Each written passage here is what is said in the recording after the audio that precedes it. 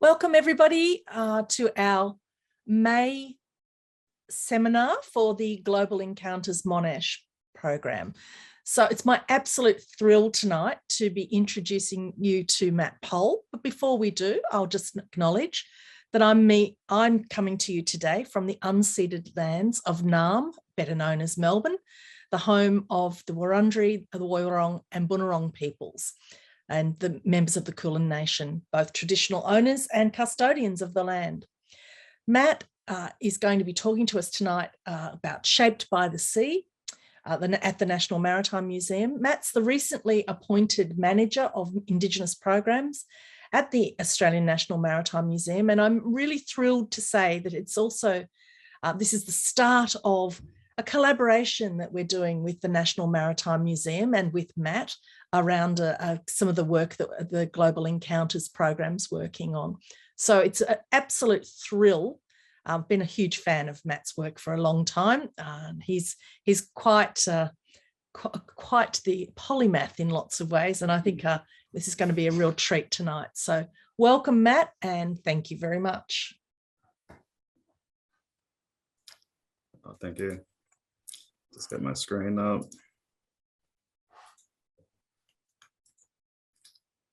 Thanks so much, Lynette. I'm calling in today from the unceded Wangal lands of the Eora Nation of Greater Sydney. I'd like to acknowledge their continuing custodianship of country, and I'd also like to acknowledge all the Aboriginal and Torres Strait Islander nations whose work I will be referencing, drawing examples from, and speaking about tonight. It's an incredible honour to always work with Indigenous knowledges, and I'm very privileged, I know. Wow, thanks so much. I started at the Maritime Museum just over 6 months ago now, so I jumped pretty well into the deep end, into the final stages of a multi-year project that's been in development for quite a while.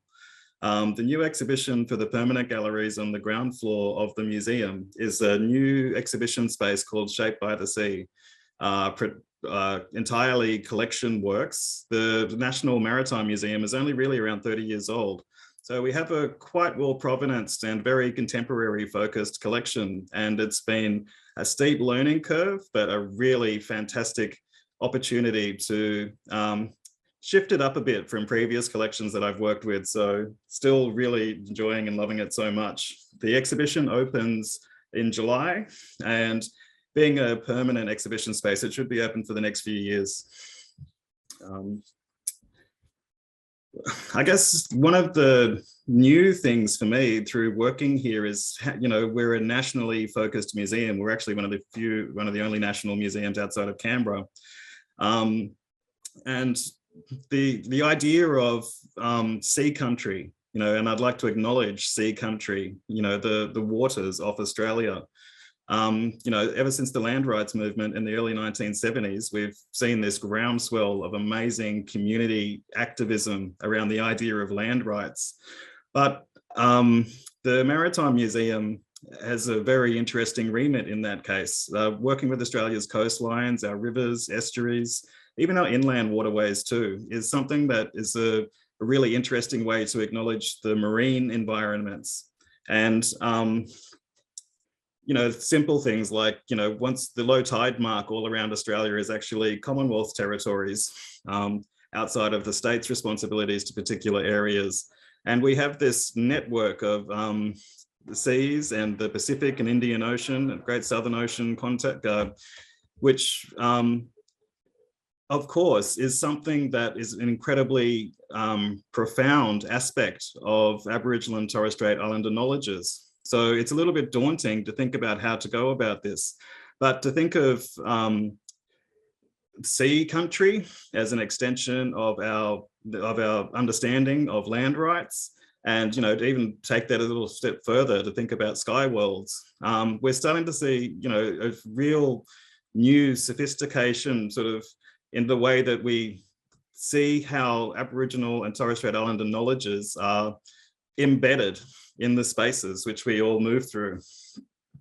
And there's a lot of backstory to the idea of Shaped by the Sea. When you see, one of the most amazing things about Sydney, which I think is a very underexplored story, is the It's in Ku-ring-gai National Park in the northern beaches of Sydney. We actually have one of the largest outdoor rock engraving galleries on the whole east coast of Australia. That gives you all sorts of background to this idea of, how people occupied the greater Sydney basin over millennia. But the fascinating thing with the more than 2,000 sites, which I think have been catalogued, and any of these sites can have anything up to several hundred motifs inside one engraving site. But the statistical overview of those sites that people have done has shown that more than 50% of the rock engravings are actually about marine creatures and sea life, great whale feasts. There's a beautiful statement by a community member about, when you approach a rock art site, you're actually approaching a sacred ground.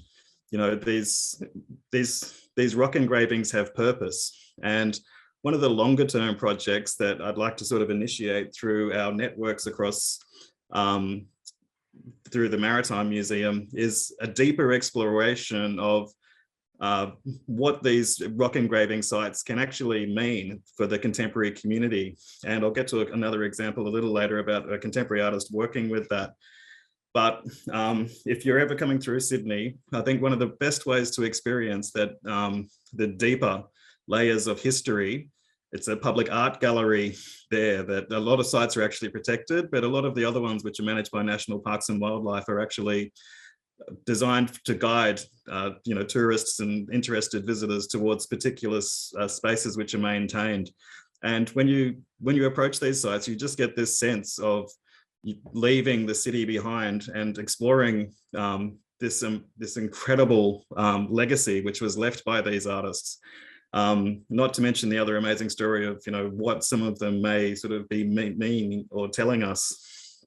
Because there's a really great opportunity there. We're all a bit familiar with the recent 250th anniversary of a particular East Coast journey. But these are some amazing photos that I luckily just came across today from the New South Wales National Parks and Wildlife site showing the beginning of the whale migrations as they're passing by Sydney. And when you look at some of the rock engravings showing the occasions and the event, and even some of the earlier colonial records of the whale feasts happening in places like Manly and other sort of areas, not to mention the beautiful stories of community members standing on cliff tops, singing to the whales. There's this really interesting connection of the story of the east coast of Australia, and these the knowledges from whether they're related to seasonal knowledges or whether these whales were looked at in a sort of an ancestral context. There's a beautiful layer of knowledge there that connects all of the East Coast Australian Aboriginal communities up until Hervey Bay. And this was explored most recently in a really amazing artwork by the artist Nicole Monks, Yamaji artist from Western Australia, who's worked predominantly in Sydney for a number of years. And it just goes to show how contemporary art is this really great lens to explore Aboriginal knowledges. There's a simple, direct reiteration of rock engravings, which you see in some sort of spaces. But I think this is one of the most amazing artworks. It was one of the opening events for Shaped by the Sea, I think in 2018 or 2019, sorry, on Sculpture by the Sea, sorry, not Shaped by the Sea, which happens in the Bondi Coastal Walk, a site that actually has several rock engravings still extant today. And this is a whale shark rock engraving, which was transformed into a performative, activated artwork. The outline of the rock engraving was turned into this beautiful sculpture. Well, it's considered a sculpture, but it's an ephemeral sculpture is the word I was looking for. And two community elders, Uncle Charles Madden, and I think another elder on the day actually participated in the lighting of this outline of the rock engraving figure of the whale shark, creating, an event, a site, a coming together of people, something which you see depicted in the rock engravings in some cases as well. So this story of the sea and the way that people's lives are shaped by the sea is something that we've been exploring through the way that this exhibition has come together. There's a lot of non-Indigenous knowledges interspersed with First Nations knowledges as they're represented in the exhibition.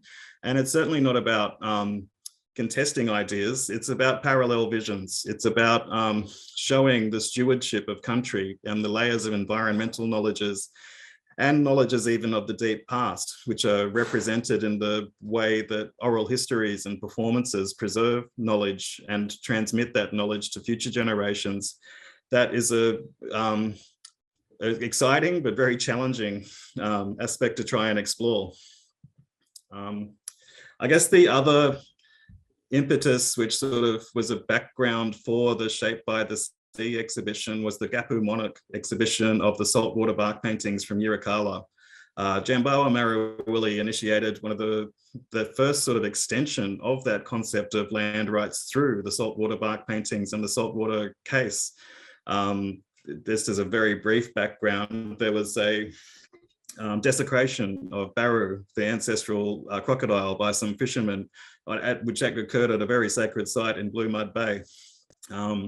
The paintings that were produced almost as legal documents, showed the living title, the aesthetics of the reflections on water, showed that the Yolngu people's stewardship and custodianship of sea rights extended past the coast, far out to sea. And the knowledges contained in the saltwater bark paintings are this incredible extension of the Yolngu peoples specifically, understanding of the role, not to mention the beautiful conceptual way that they brought this story to life, the Duwa Yiritja, the freshwater, saltwater. Some of the paintings describe clouds forming at the bottom of the ocean and, rising up. There's this beautiful cyclic, circular nature, everything is telling us who we are. That is embodied in this collection. And it was actually a really important consultation tool for myself at the time when I was working on the Jalkari exhibition at Chowchak Wing. We brought community elders down to show how an exhibition can map out country, how it extends, how to group paintings. Some need to be shown flat, some need to be shown on the walls. It was a real learning experience to build upon some of these really great exhibitions that have happened. I mean, we can look back to Encounters in 2015, 2016 from the British Museum that came to Australia. And I think that set a new sort of precedent in relation to exhibitions. I can probably list several at most of our institutions since that time, the Australian Museum, the National Gallery of Victoria, where this new way of juxtaposing historical objects and museum objects alongside and using contemporary art as a vehicle to interpret the contemporary layers of information surrounding those objects signals a really interesting way that museum exhibitions are not just going out with the old-fashioned capturing information, storing it, representing it in ways which which block out that voice of community authorship and the moral rights of the artists and community members whose knowledge is being represented. The simple act of using Indigenous language to name objects and to delineate themes and concepts within exhibition spaces is a huge step forward into the way that museums created a separation between what was a museum constructed Aboriginal past and the contemporary lived experience of community members. And I think we've carried on a lot of these conversations and discussions that came out of Gapu Monarch and, through watching other broader shifts happening across the museum field in Australia, which in some ways is shaping the way that many other First Nations culture is being represented in museums around the world. It's a fascinating space at the moment, and I think we've really listened more than anything and tried to really develop that into the Shaped by the Sea exhibition. being the Maritime Museum as well, we have incredible stories to explore. The story of the bombing of the Patricia Cam in 1943 off the coast of the Westall Islands, for example, shows that Aboriginal people were, defending their coastlines. One of the people who was on the Patricia Cam, Narrachin May Muru, an incredible spokesperson leader for the Yirrkala community. He was he established the Mulka Centre in the 1960s, for example, but he was actually on the Patricia Cam when it was bombed. Rescued people. It was him and a couple of other men who walked more than 2 days to notify the missions. There was a missionary who was taken prisoner of war from that bombing of the Patricia Cam as well.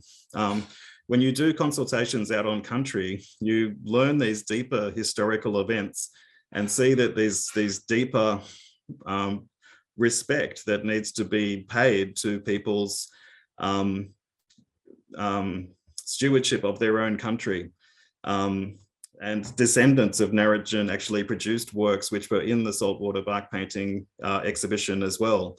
So there is this intergenerational preservation of country which comes through in a lot of the contemporary works which is being preserved today. You can see generations of family members who have all contributed such an incredibly generous message to firstly many other First Nations people around Australia, and secondly to the wider non-Indigenous community about the need to care for country and to listen to country and to represent country in a very protocol bound and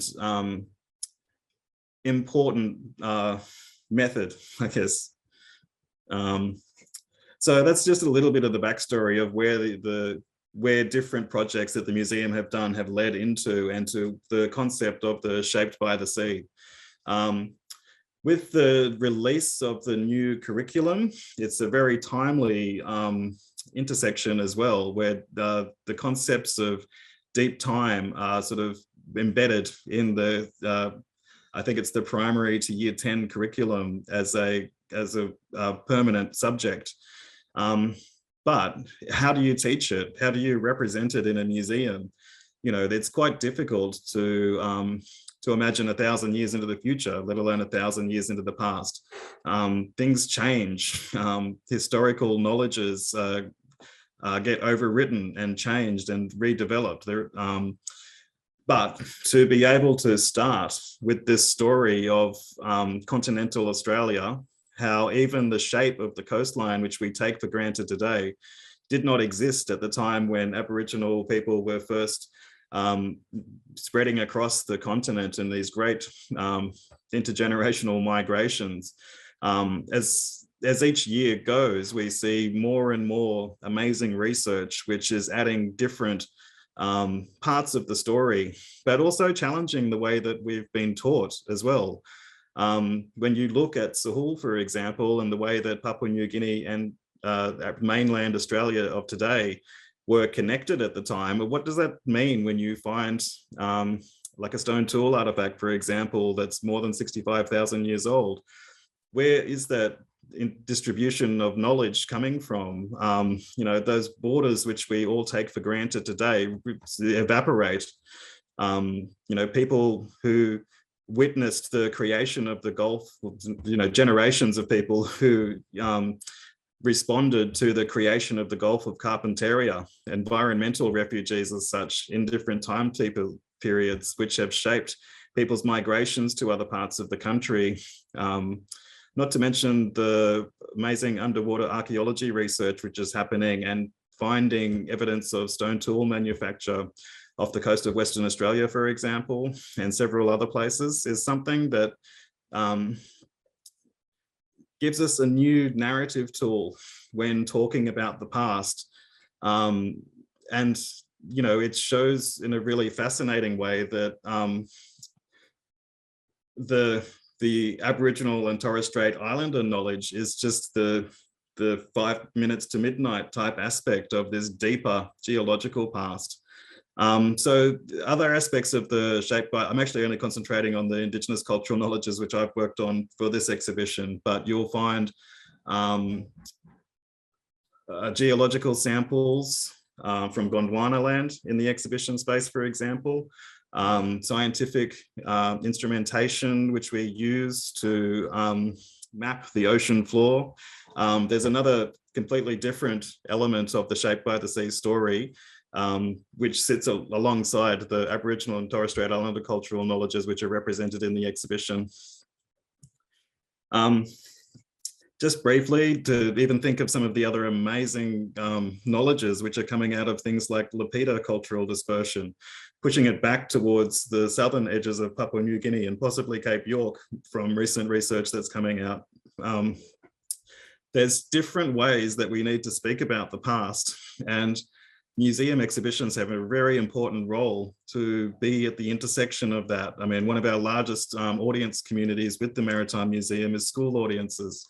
So to be able to give people those little bits, little tools and little pieces of information which give them the confidence to speak about deep time in Australia, and to also learn some of the deeper connections to country which are represented through Aboriginal and Torres Strait Islander knowledges, is probably the most important outcome from the work that we're doing.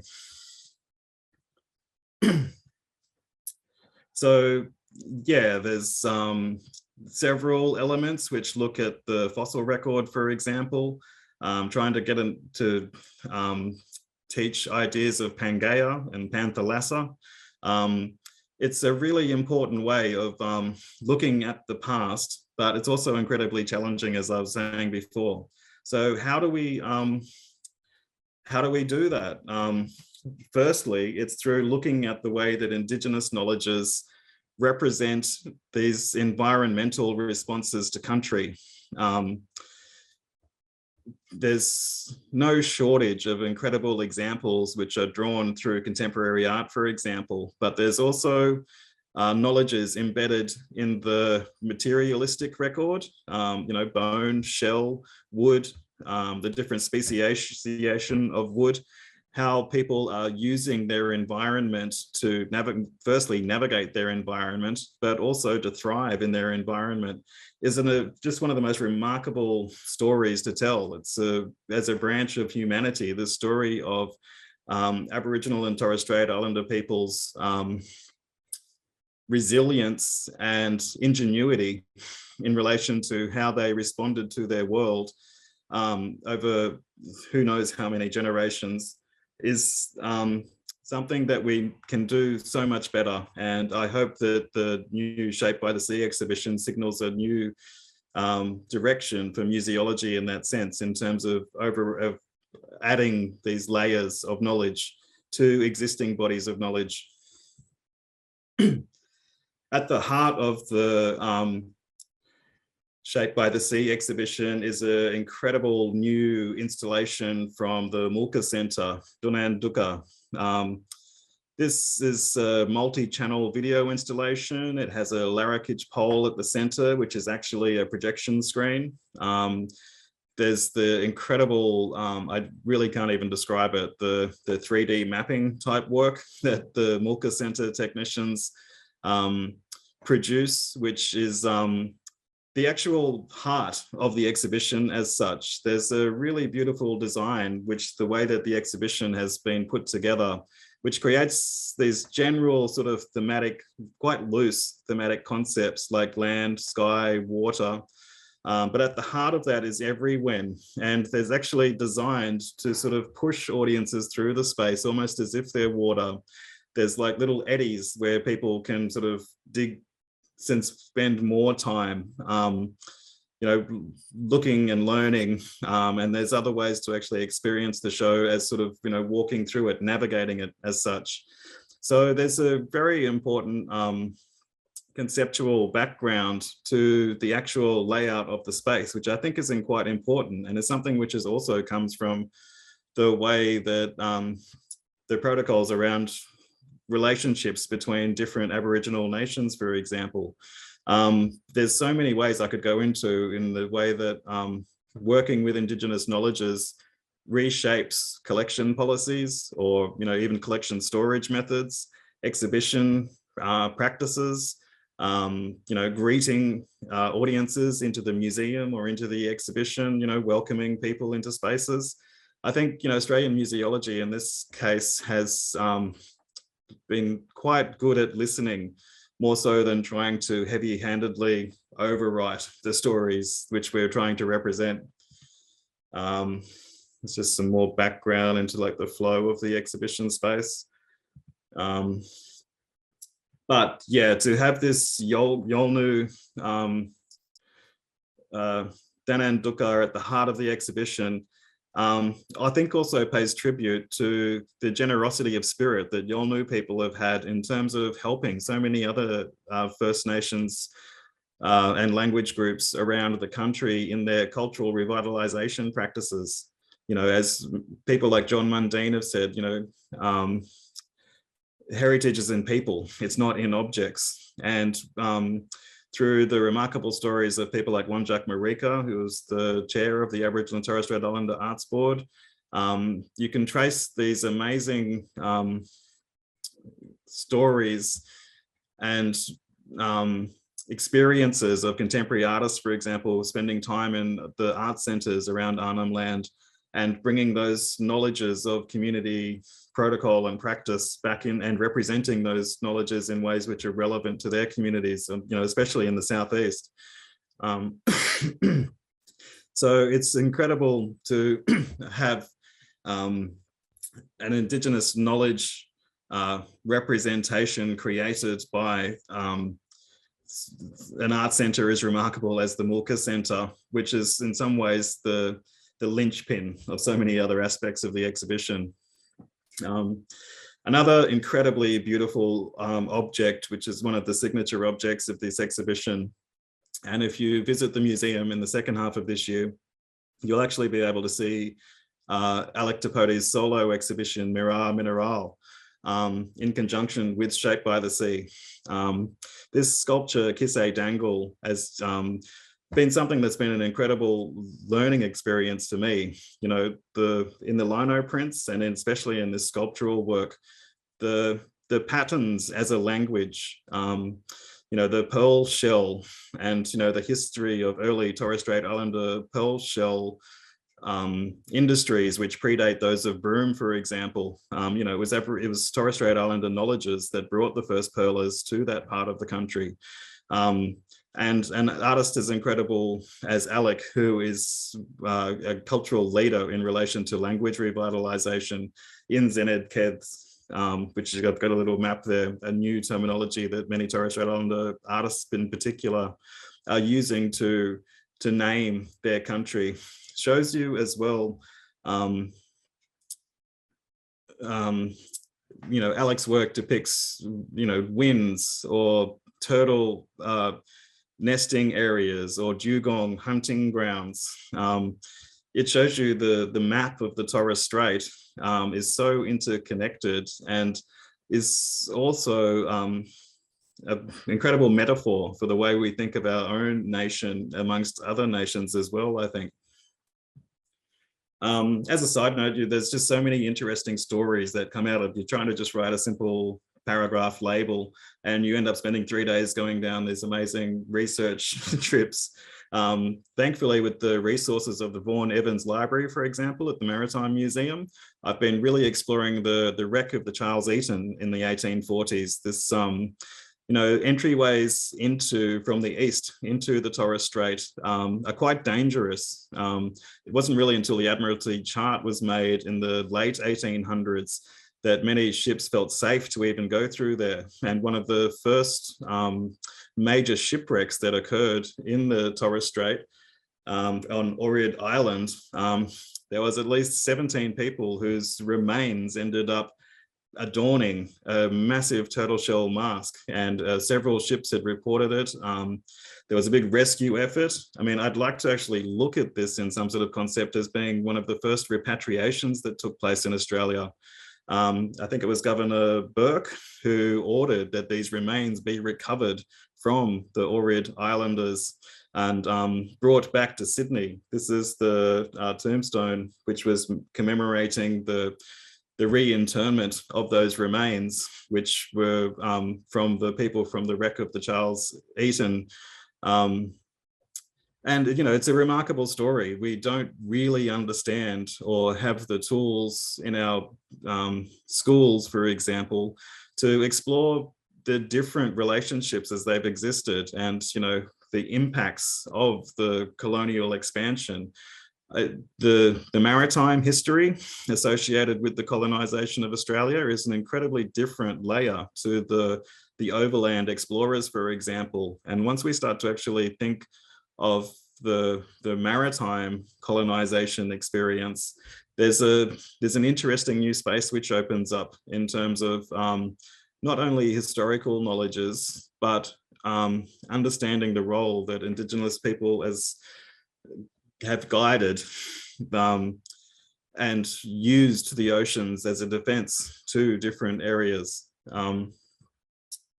And this ties back into another important collection area from the Maritime Museum.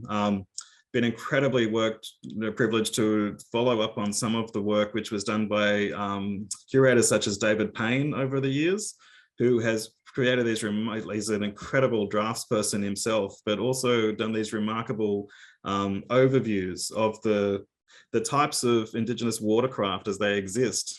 And there's this real amazing revivalism project happening in many parts of the country. It's a cooperative effort. You know, where do you get the knowledges of sourcing the bark for tide bark canoes? You know, exploring the international influences of hollow log lipper you know, canoes from the northern coast. The way that our southern waters are so have surf, you know, and you know, whereas the northern parts of our continent don't have that surf, and how does that impact boat design and watercraft design? You start to get a bit of a glimpse of how watercraft are a type of experiential knowledge. They are knowledges of not only materials and the protocols necessary to access different materials in different parts of the country amongst First Nations people, but they're an agglomeration of these incredible knowledges. You know, the use of resins as waterproofing agents, for example, not as just binding, the different types of rope making which goes into the lashings associated with different watercraft. In some ways, understanding the watercraft is a really interesting entry point into understanding people's mobility, especially when you look on the inland waterways. I mean, most of these rivers acted as superhighways between different nations. You can trace the distribution of not just trade networks, but knowledges shifting through, connected by these waterways in the inland area. There's, apart from the Torres Strait, and North Queensland, there's not much watercraft in the southeast, for example, which go out into open ocean, for example. But there are descriptions of people taking them out past the breakwaters in places like Maroubra and places like that in Sydney.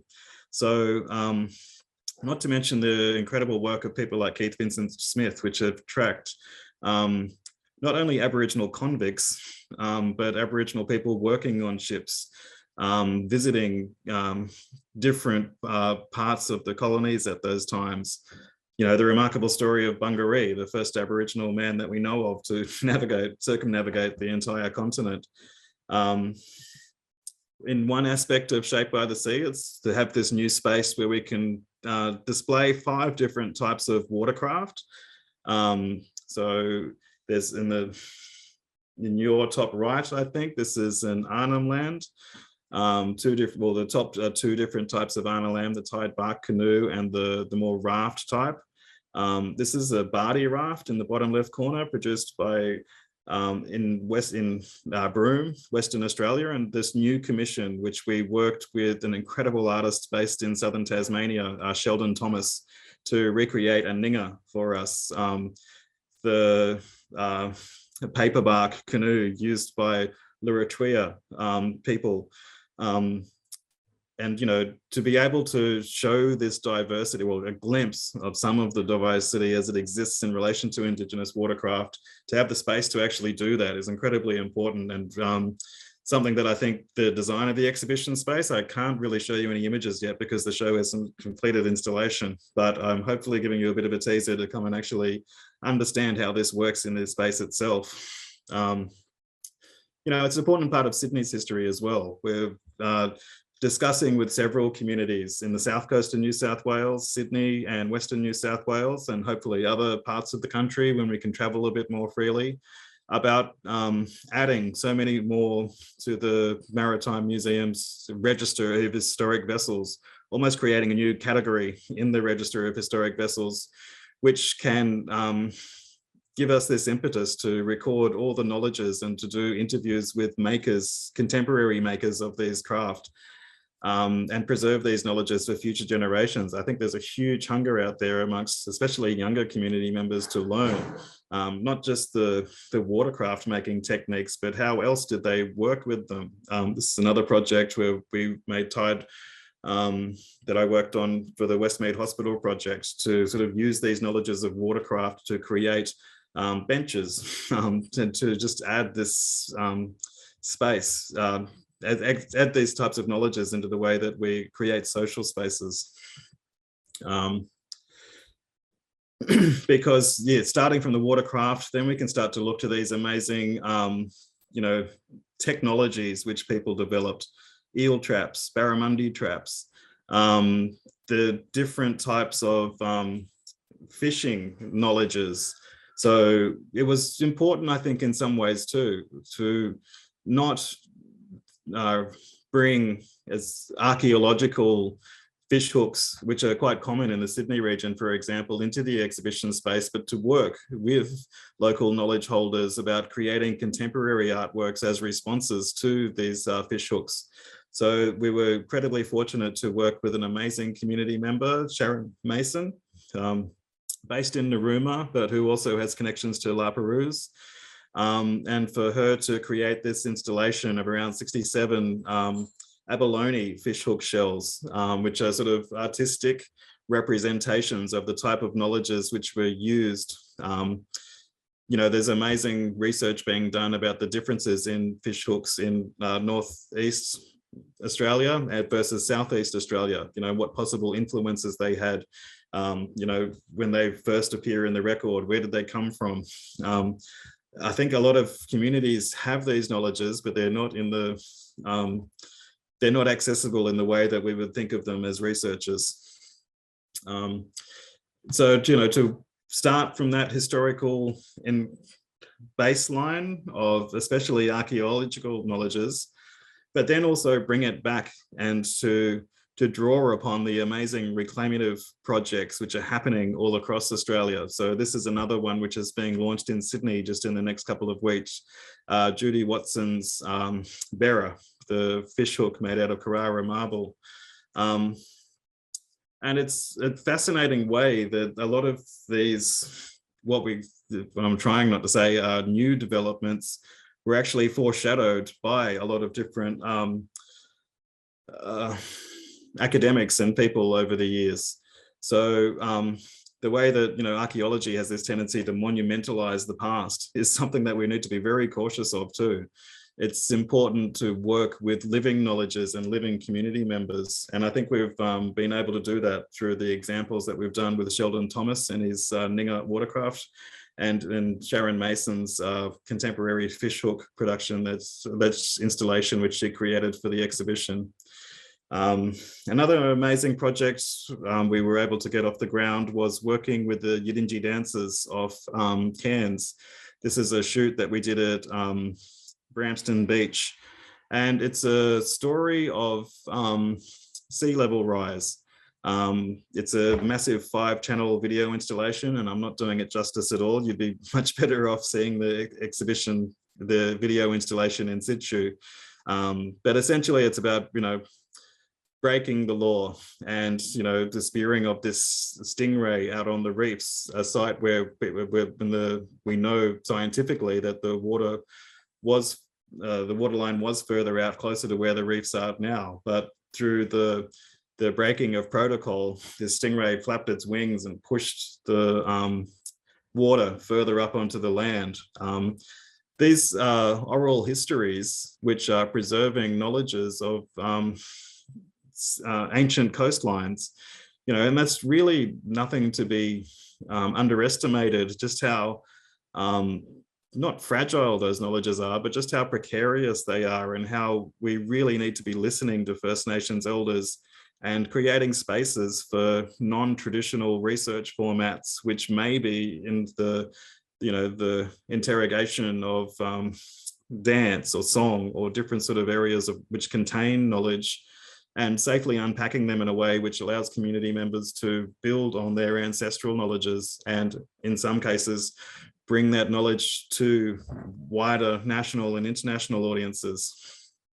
I'm getting a bit over time, so I'll just briefly go through some of the other highlights. The amazing possum skin cloaks, and if you've ever seen the one from 1839, which is in the Smithsonian Museum collection, and to see the brilliant patterning which is on the inside of those cloaks. I think in some of the historical ones which have been acquired, there can be many decades, well, there's many different pieces of a cloak that are being re-sewn and added to and taken from and added to over a person's lifetime. But this one is put up in contrast, not to contrast Indigenous knowledge, but to show the idea of mapping country, how it exists as an experiential knowledge. Also how,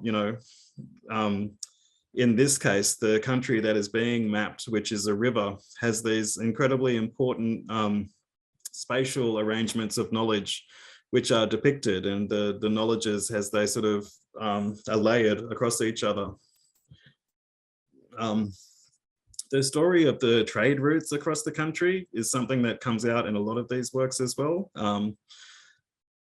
Materials such as, this in the top case, it's pearl shell from Broome. On the larger map, this is a very older, which probably needs to be updated in some ways, but map of the types of materials which were commodities as such. This economic exchange of materials between different nations, and the long-term relationships which were involved in those exchanges. It's really trying to break down this continental picture of Australia, and the hard maps, the way that maps delineate, our state-based thinking, and to give us more of an environmental understanding of the relationships as the land creates them. Map making has errors. When we look at some of the earliest maps of what was thought to be Australia, like in this example, for example, which shows New Guinea mistakenly joined to Northern Australia, and then contrasting that with contemporary works made by the beautiful La Perouse community members who have been producing these for more than a century. We're really breaking down the way that experiential knowledge and knowledge of country is meant to be taught or understood or experienced. Lastly, there's a long-term project that we're sort of having lots of discussions about developing further, in terms of this remarkable story from Broome of old man Roy Wiggin, and the story of his father who was washed out to sea for 3 days. And the incredible stories of that miraculous journey back to the coast, which are represented in over 1,000 ilma, which were produced in that region in a very short space of time. To be able to show the performative way that knowledge is shared amongst community members today is an incredible responsibility, and something that the museum doesn't take lightly, in terms of the ongoing relationship with community members and the different Aboriginal nations which are represented in the exhibition. So I think that's about it in terms of a very, very brief overview of what we've attempted to do in the Shaped by the Sea exhibition.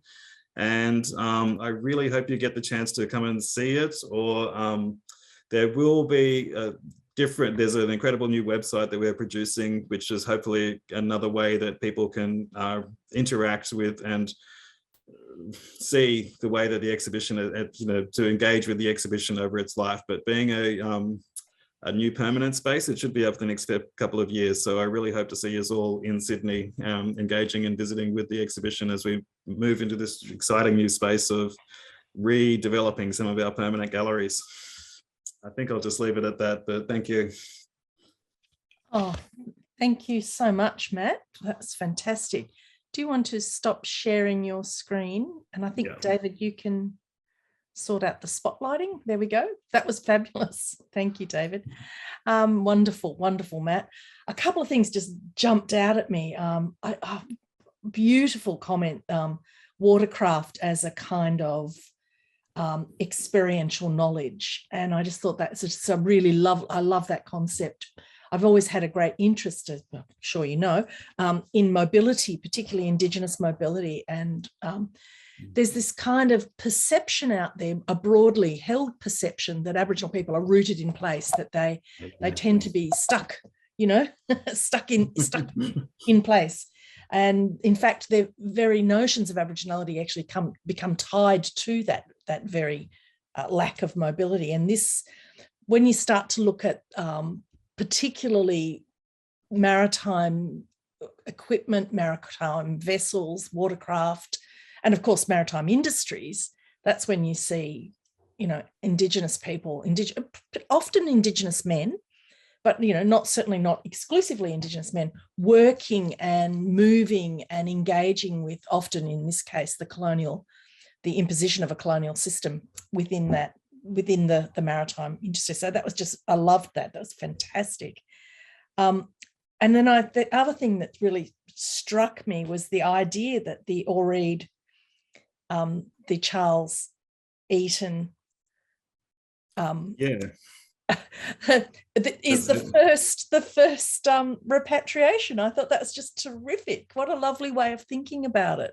And it gives you that, it draws that lovely connection between the present and the past. So that's, I'm really excited to see how this all comes up. And I know you're very aware of the work that Ian McNiven has done, but his work on the Charles Eaton in particular, the concept of Sarup, and the people being, in a sense, being in a liminal zone, not being alive, not being dead. And they have to be dispatched one way or the other. And they, of course, are dispatched into the not being alive. So look, that was a beautiful talk. I really highly recommend the National Maritime Museum to everyone, because it is fantastic.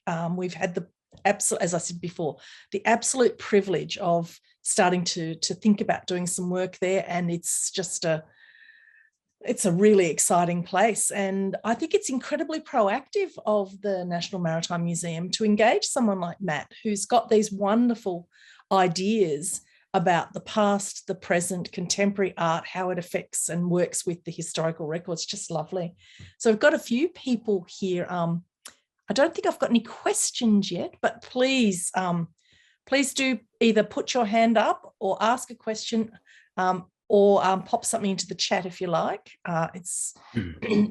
The idea is, unfortunately, Leonie was meant to be doing the discussions tonight, and she has succumbed to the wicked lurgy. And anyone in Melbourne knows at the moment, well, this may well be all over the countryside, but I'm afraid there's a lot of people getting rather unwell at the moment. So she wasn't able to be here. But did anyone in our audience have any comments or questions for Matt?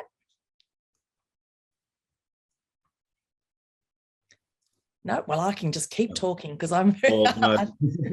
Thank you, because that idea of the fluid nature of identity and people not being rooted in one place is something that I've been really exploring a lot too. It's fascinating to think of people's mobility through that way, and to challenge us so much. Absolutely. It's such an easy one for people to slip into. And when you said, working with the school's curriculum, I mean, that's a really great thing that people can start to think about as well. That can go into the curriculum. It's not just people being, in one place. They're moving, they're engaging. And when you show things like the distribution of various tool types, whether it be fish hooks or the other, or trade networks. I mean, there's that beautiful image that the National Gallery of Victoria purchased last year, I believe it was, of Torres Strait Islanders coming right down the coast. It's a Hardin Melville painting. Okay. Magnificent paintings, just beautiful. It's actually a real feature at the NGV.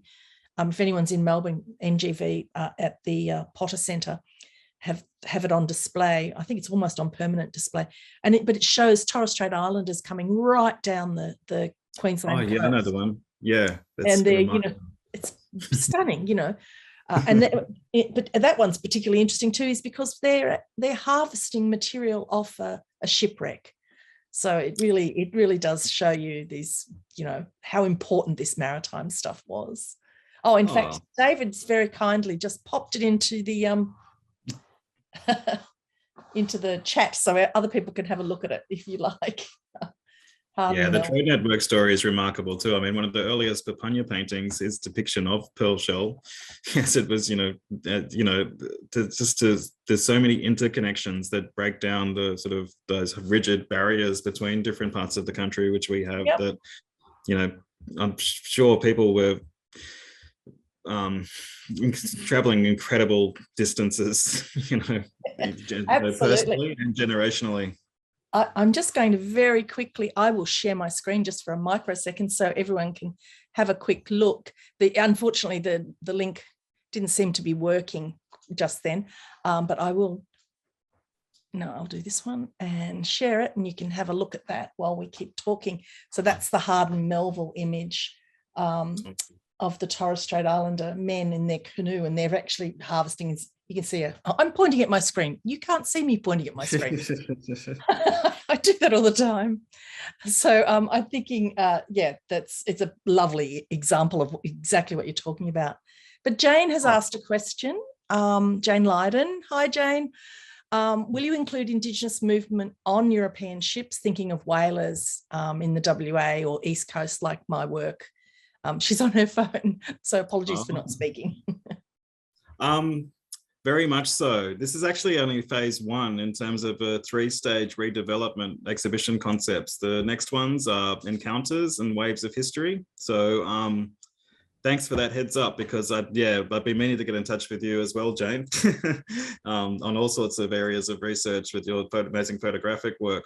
But God, the way that the shipping history, I mean, especially if we look at the South Sea Islanders, for example, I mean, this year is the 175th anniversary of Benjamin Boyd bringing South Sea Islanders to New South Wales, not Queensland. There's a deeper way that story needs to be contextualized too, which is tied, Benjamin Boyd's father was heavily involved in the Atlantic slave trade. So there's no excuse that he didn't know what he was establishing here, I don't think.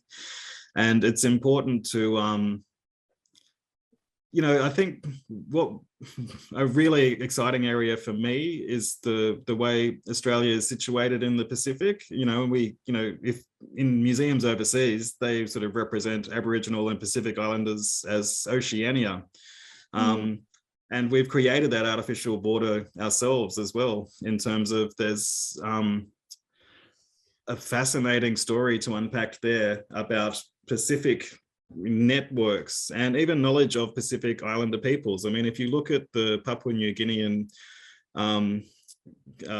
outriggers heading to north to Cape York, for example, I mean, they are possibly trade works which predate the sea level rise, which created the Torres Strait.